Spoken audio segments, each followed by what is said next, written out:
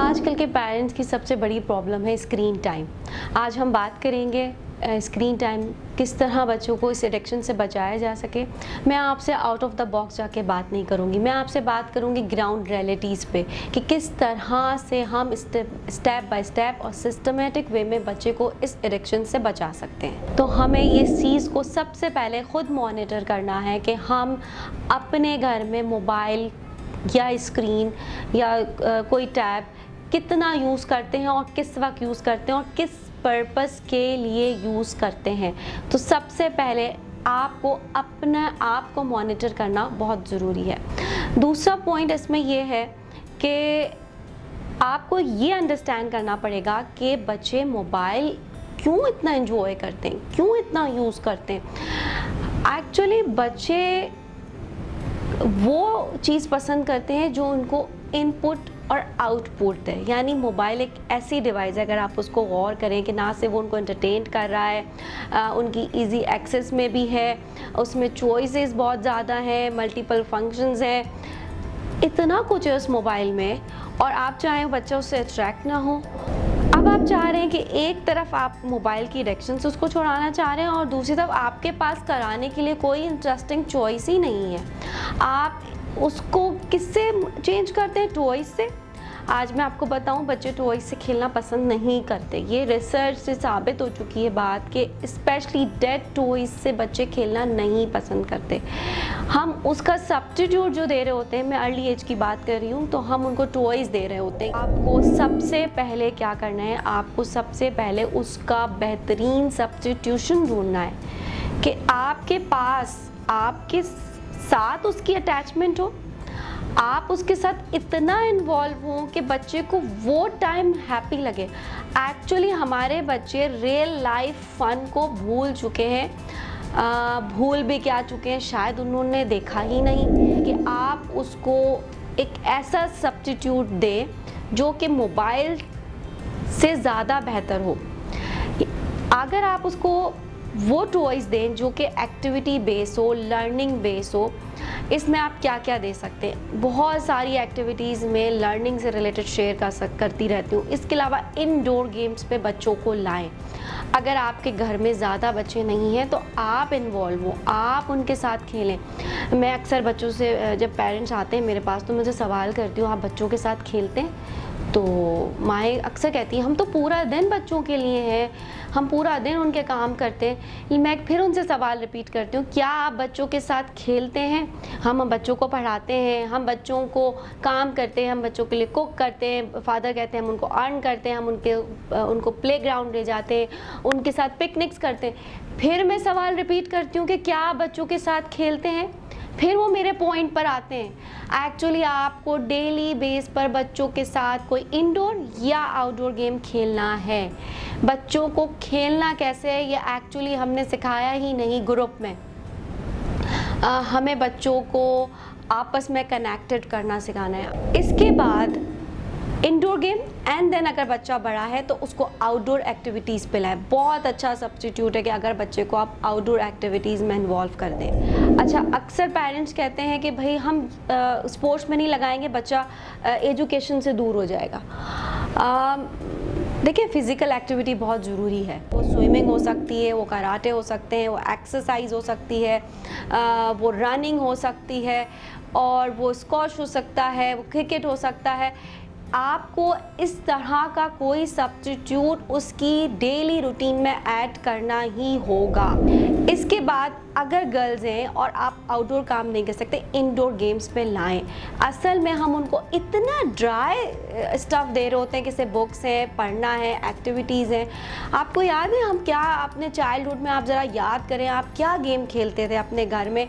वो गेम्स आज भी आप उनको रीन्यू करके, मॉडिफाई करके अपनी रियल लाइफ में इम्प्लीमेंट कर सकते हैं। मोबाइल को वीक करना शुरू करें। चौथा पॉइंट ये कि स्क्रीन को बोरिंग बनाना शुरू करें। उसके लिए एक तरफ आप रियल लाइफ का फन बढ़ा रहे हैं, नेक्स्ट आपका टारगेट क्या होना चाहिए? आपने मोबाइल को बोरिंग करना है। वो किस तरह करना है जी? आपने उसको, ये तो खैर अब अगर आप कर रहे हैं, लेकिन अगर जिनके बच्चे छोटे हैं और उनको स्क्रीन दे रहे हैं, कभी भी वाईफाई से, इंटरनेट से कनेक्टेड डिवाइस ना दें। डाउनलोडेड चीज़ें जो आपने सेलेक्ट कर रखी हैं वो ही आप उनको दिखाएं। सबसे पहले मोबाइल के जो मल्टी फंक्शंस हैं, अट्रैक्शंस हैं, उसको आप कम करना शुरू करें। अगर गर्ल्स हैं और वो थोड़ी बड़ी गर्ल्स हैं ना, तो आप उनको आर्ट वर्क से कनेक्ट करें, पेंटिंग करना उनको अलाउ करें, आप उनको शॉपिंग की तरफ लेके जाएं, उनको उनके इंटरेस्ट के मुताबिक कोई प्रैक्टिकल लाइफ का स्किल सिखाएं। देखिए, आप बच्चा स्कूल जा रहा है, बहुत थक रहा है, बच्चा घर आके भी होमवर्क कर रहा है, पढ़ रहा है, एग्जाम की तैयारी, अब स्किल कैसे सिखाएं? जब बच्चा मोबाइल करने के लिए तैयार है, इट्स मीन कि वो कोई भी सिंपल ईजी स्किल सीखने का तैयार है। जैसे कि पॉट मेकिंग करना आप सिखा सकते हैं कि मिट्टी से वो पॉट्स बना रहा है या पॉट्स बने हुए उनको कलरिंग कर रहा है, और आप उस काम में बच्चियां हैं तो उनको बहुत इनकरेज करें, क्योंकि हमारी बच्चियां बहुत ज़्यादा घर में टाइम स्पेंड करती हैं। अच्छा, हम ये चाहते हैं कि बच्ची सिर्फ कुकिंग करे। अगर बच्ची कुकिंग नहीं कर रही, आप उसको बेकिंग पे ले आएँ। नहीं है इंटरेस्टेड, आप उसके इंटरेस्ट के मुताबिक उसको कुछ करने के लिए ज़रूर दें। मोबाइल 3 ईयर प्लस हो गया है तो हम मोबाइल अलाउ करते हैं 1 आवर के लिए, 2 आवर के लिए। तो अगर आप उनको मोबाइल दे रहे हैं तो सबसे पहले कि वो 30 मिनट से ज़्यादा लॉन्ग टाइम नहीं होना चाहिए एक वक्त में। यानी अगर आप 2 टाइम मोबाइल देते हैं 30 मिनट्स के लिए तो इट्स ओके, और वो डाउनलोडेड हो, इंटरनेट से कनेक्टेड ना हो। उसको शुरू से लगना चाहिए कि जितनी भी डिवाइसेस हैं, स्क्रीन्स हैं, ये फॉर इंफॉर्मेशन यूज़ की जाती हैं, ये एंटरटेनमेंट की डिवाइसेस नहीं है। अगर उसको रियल लाइफ इंटरटेनमेंट करनी है तो उसे रियल लाइफ फन पर ही आना होगा। एक्चुअली हमें अपने बच्चों के साथ रियल लाइफ फन करना होगा। बच्चों के साथ पिकनिक्स प्लान करना शुरू करें हफ्ते में, 10 दिन में, और जो वेकेशंस होती है उसमें आप ट्रैवल करें। हम बच्चे को टास्क ही नहीं देते, हम बच्चों को हर चीज़ बनी बनाई प्रोवाइड करते हैं। हम बुक्स ला देते हैं, हम डायरीज़ ला देते हैं, हम कहते हैं सबका मोबाइल में हो जाएगा। थोड़ा सा आप भी मोबाइल का इस्तेमाल कम करें। जिस तरह आपके घर में खाने का टाइम है, सोने का टाइम है, स्कूल जाने का टाइम है, होमवर्क करने का टाइम है, इस तरह मोबाइल और स्क्रीन यूज़ करने का भी एक टाइम होना चाहिए। मोबाइल को घर के फ़र्द की तरह इम्पोर्टेंस नहीं होनी चाहिए। हम भी ये गलती करते हैं, जो पर्सन हमारे सामने उसको इग्नोर करके हम मोबाइल को इम्पोर्टेंस देना शुरू कर देते हैं। ये हमारी सबसे बड़ी गलती होती है। मेरे पास पेरेंट्स आते हैं, काउंसलिंग के लिए आते हैं, तो मैं उनको वहाँ जब सुनती हूँ तो वो बच्चे को बहुत ब्लेम कर रहे होते हैं। देखिए, ब्लेम गेम करने से कुछ नहीं होने वाला, आपको कोई रिजल्ट नहीं मिलने वाला।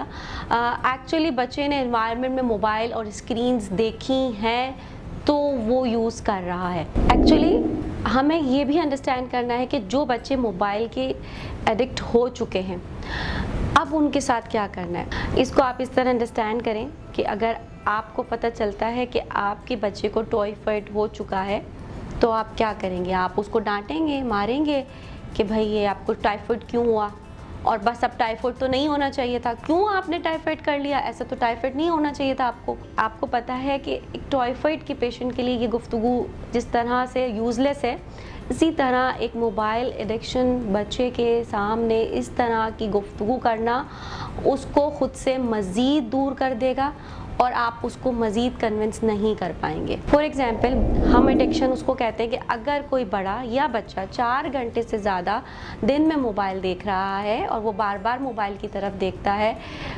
तो इट्स मीन कि मोबाइल का एडिक्ट हो चुका है। सबसे पहले आप खुद भी चेक करेंगे कि आप भी तो उस एडिक्शन का शिकार नहीं है कि आप दिन में 4 घंटे से ज़्यादा मोबाइल तो यूज़ नहीं कर रहे। तो इसका पहला तरीका ये होना चाहिए कि आपने सिर्फ अपने माइंड में एज अ पेरेंट आपने सोचना है कि आपने क्या क्या स्टेप बाय स्टेप करना है, किस तरह काम करना है, आप एक डायरी पे लिख लें। इसके बाद आपने ये करना है कि बच्चे को 4 घंटे से 3 घंटे पे लाना है। यानी आपका पहला टास्क होना चाहिए कि 1 मंथ के अंदर हम बच्चे को 4 घंटे से 3 घंटे पे ले आएंगे। ये बिल्कुल ऐसे ही है कि अगर किसी पर्सन को किसी किस्म की एडिक्शन है, वो कोई चीज़ जैसे फॉर एग्जांपल स्मोकिंग करते हैं लोग, तो हम एकदम सोचे कि भाई स्मोकिंग बहुत नुकसानदेह है, वो तो आपकी हेल्थ को तबाह कर देगी, आपके लंग्स को ख़राब कर देगी। उनको आपकी हेल्प की ज़रूरत है, आपके लेक्चर की ज़रूरत नहीं है। सो पहले आपने 1 मंथ तक सिर्फ उनका 1 घंटा कम करना है, फिर आपने उनके 2 घंटे कम करने हैं। एक्चुअली हमें एक और चीज़ ये भी देखनी है कि इसमें सिर्फ बच्चा कसूरवार नहीं है कि वो मोबाइल का उसको एडिक्शन हो गई। मैंने पहले भी कहा कि उसने ख़ुद से उसके पास मोबाइल नहीं आया, उसने एनवायरनमेंट में देखा है। अगर आप मेरी वीडियोस देखते रहे होंगे तो मैं आपको कहती हूँ कि अर्ली एज में एनवायरनमेंट पे काम करें, एनवायरनमेंट को किसी भी तरह उसके लिए रिच नॉलेजेबल बनाएं, रिच बनाएं और फ़िल्टर बनाएं। ये 3 मैं आपको बोलती हूँ कि आपको अपने एनवायरनमेंट पे काम करना है। जैसे एक टाइफाइड का पेशेंट की मैंने एग्जांपल दी थी आपको, मैं आपको फिर कहूँगी कि एक टाइफाइड का फिर जब आप ट्रीटमेंट शुरू करते हैं तो उसमें बच्चे को आप परहेज़ भी कराते हैं, बच्चे को मेडिसिन्स भी होती हैं, उसको ड्रिप्स भी लग रही होती हैं, यानी उसको एक तकलीफ़ हो रही थी, वो रो रहा होता है, टेंटम शो कर रहा होता है, लेकिन आप क्या करते हैं, आप पलट के उसको नहीं डांटते, आप उसको नहीं मारते ना कि नहीं ये बीमार है, आपको उससे सिंपैथी होती है कि नहीं यार वो तो अंडरस्टैंड नहीं कर रहा, लेकिन हम अंडरस्टैंड कर रहे हैं ना कि भाई अब इसको ये बदमज़ा खाना भी खिलाना पड़ेगा और उसको ये जो दवाइयाँ हैं ये भी उसको लेनी पड़ेंगी। वो दवाइयाँ सम टाइम उसको जो है बड़ी अंदर से उसकी कैफियत ख़राब करती हैं, लेकिन हम देते हैं ना। तो जिस भी किस्म की एडिक्शन है, चाहे मोबाइल से या और एडिक्शंस जो हमारे पेरेंट्स फेस कर रहे हैं, अल्लाह उनके मामलात आसान करे। लेकिन जब कोई बच्चा किसी चीज़ की एडिक्शन पे आ जाता है और उसको जब आपको छुड़ाना होता है, सबसे पहले आपका स्ट्रॉन्ग होना बहुत ज़रूरी है कि आप कितना मेंटल लेवल पर स्ट्रॉन्ग हैं और उसकी कितनी हेल्प कर सकते हैं, कहाँ तक जाके हेल्प कर सकते हैं और कहाँ तक आप ख़ुद को उस टेंट्रम से, उस गुस्से से, उस एग्रेशन से बचा सकते हैं जो आप भी फील कर रहे हैं। तो ऐसे पेरेंट्स को भी हेल्प की ज़रूरत होती है। अगर बहुत ज़्यादा आप इस प्रॉब्लम से गुजर रहे हैं तो मैं आपको सजेस्ट करूँगी कि किसी एक्सपर्ट की हेल्प ज़रूर ले लीजिएगा।